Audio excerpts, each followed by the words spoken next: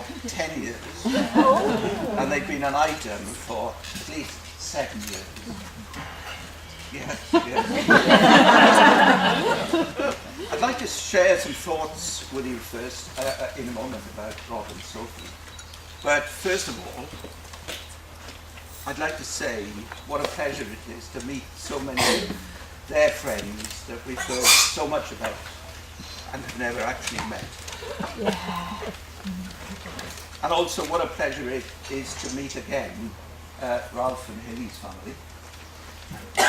Damn right. My family are okay as well. More than anything, I suppose, Joy and I feel a sense of relief because, as some of you know, the barn over there was closed because of a fire. That marquee we had this morning was not part of the plan, but I think it's worked out really well in the end. I hope you've enjoyed it.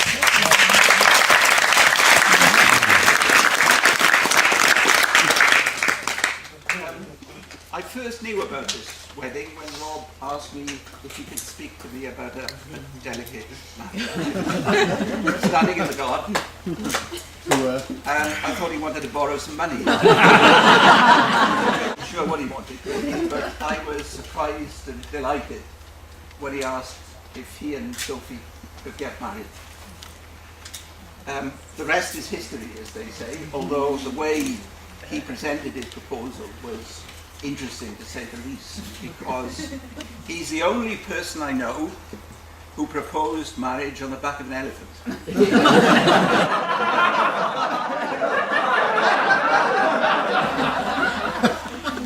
He's also the only person I know who took 3 attempts to propose marriage on the back of an elephant. The first time, Sophie had a headache.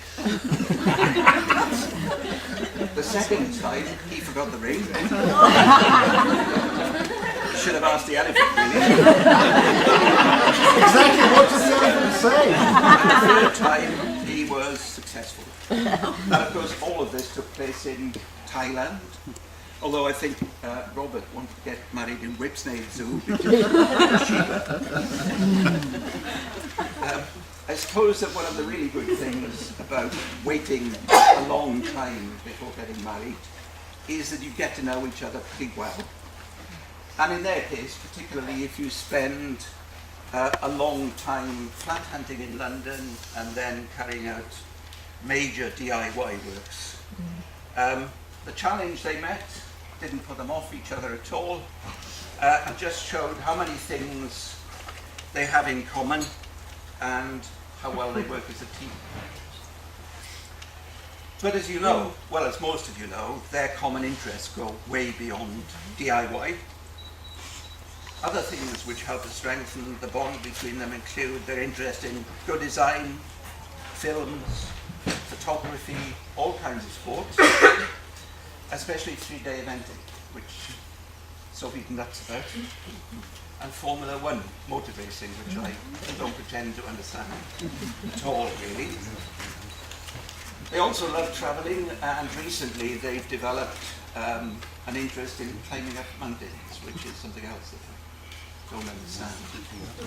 The last one they climbed was Mount Sinai, and next week, as you know, they're going to be climbing Mount Kilimanjaro in Africa.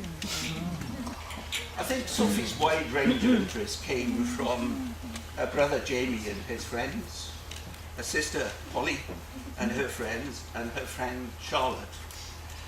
With Jamie in company, it was action and adventure. It was playing scenes from Star Wars and Supergirl.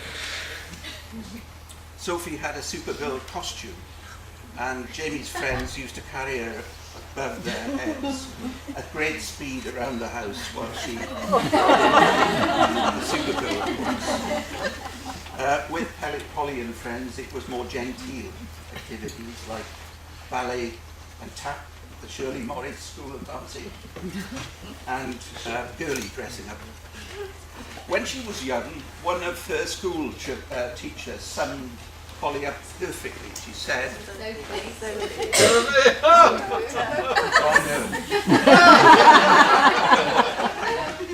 Sophie up perfectly. She said she's the only child I've ever met who carries a rag doll and a water pistol. Excellent. With Charlotte, it was Charlotte's family that took her to badminton for the first time and sparked a lifelong interest in horse riding, and 13 years of pain for me, particularly, and the rest of the family, because it wasn't until the 14th year that Rob, bless him, I'll always be grateful to him for this, took over the responsibility of going to badminton with Sophie. And he actually seemed to like it, despite the fact that he was exposed to serious gymkhana abuse by Josie, his sister, when he was a child, which she has confessed.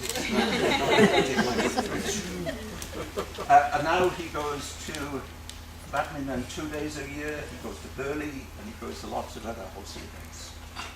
But of course, it would be unrealistic to expect the course of true love to run smoothly, and there have been a few faults and refusals along the way in their lives.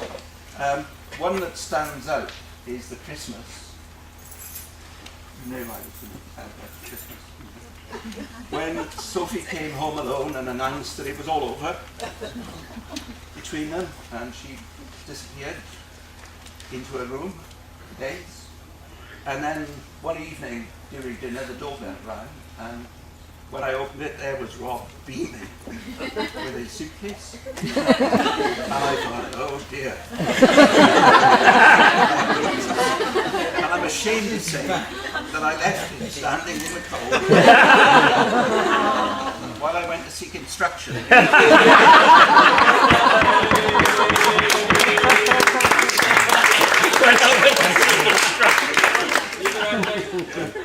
But of course the rest of the family knew they hadn't bothered to tell me.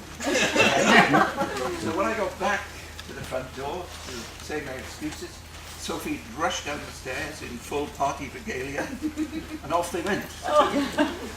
I just didn't see it coming.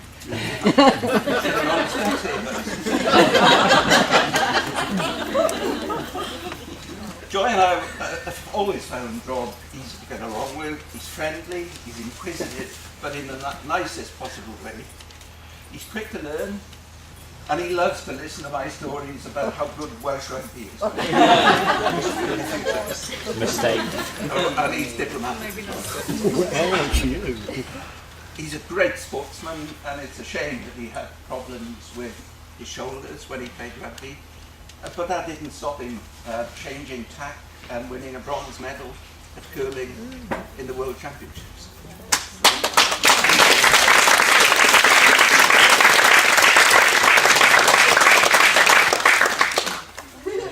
Sophie, on the other hand, is resourceful, independent, determined. Some would say feisty, but not me.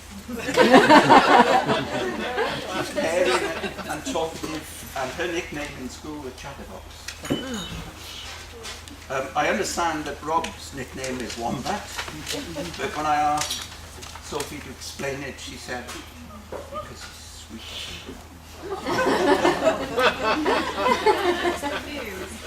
Yes. You got that right? Well, that's what she told me.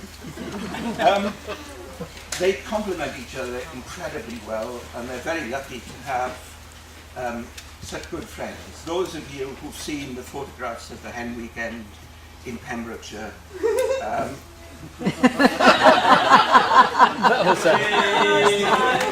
was a Freudian laugh. those of you who've seen the photographs will realise how supportive and generous her friends are and were. And I'd like to say a very special thank you to the ladies who made that event so memorable and enjoyable. Fortunately, I know a lot less about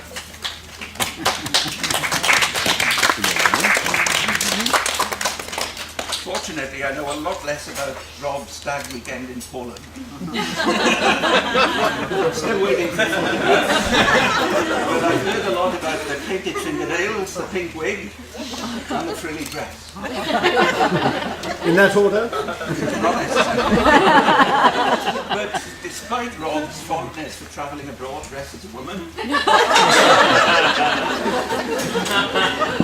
Joy and I thought the wedding should go ahead anyway. Because we have absolutely no doubt that they will make a great success of their marriage.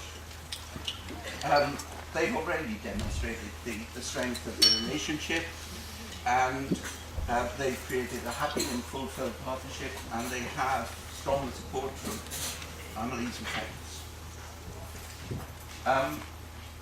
There aren't any caterers here at the moment, but I would like to say a word of appreciation to the support we've had from the catering staff and all the people here this evening. Finally, before I propose a toast, I'd like to say a huge thank you to Hilly and Ralph for paying for all the booze that you're drinking today and are yet to drink. So when you drink a toast, please drink to them as well. And now I'd like you all to stand and join me in a toast to Sophie and Robert. Sophie and Robert.